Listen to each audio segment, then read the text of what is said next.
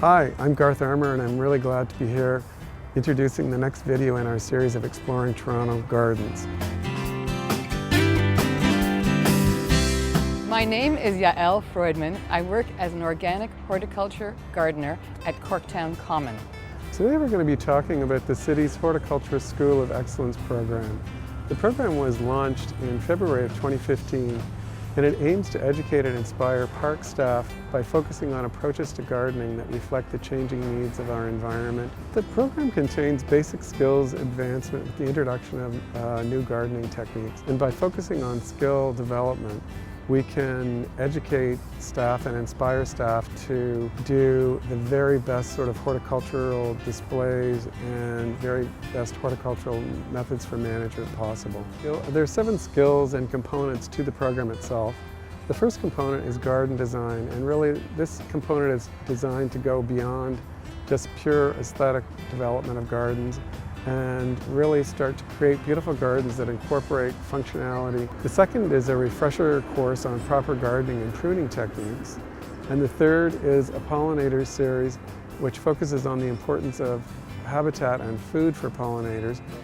Landscapes featuring plants that can support native pollinators, like bees, butterflies, and moths, are in decline. Pollination is important because our food crops depend on pollination for their growth.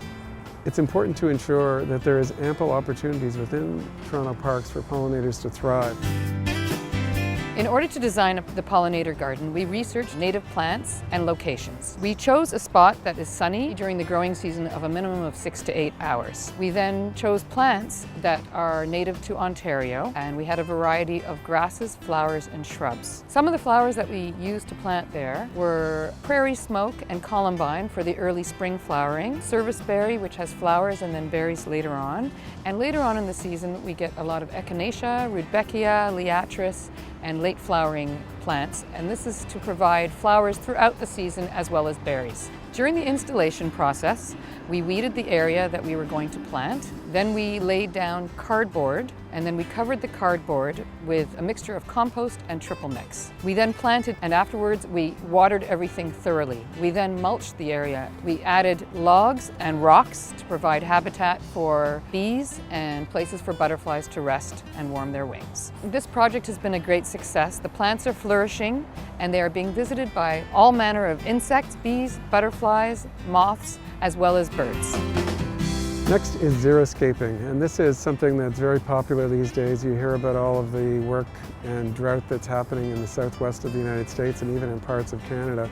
And this will help our gardeners to design drought-resistant gardens using native and other drought-resistant plants and achieve some of the benefits from that. Following that module is organic horticulture techniques, introducing park staff to some of the newest, most effective and ecologically beneficial practices of organic horticulture. The next component educates staff about the benefits of installing green roofs and living roofs, including the management of stormwater, mitigating heat island effect, and providing food for pollinators. And the final component is integrated plant health care.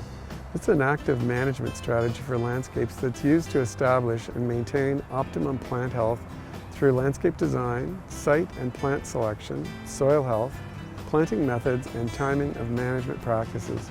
The goal is to cultivate healthier plants that are more resistant to disease and changing weather patterns so that we're less dependent on more traditional management techniques. There are going to be many benefits that we're going to see with the program.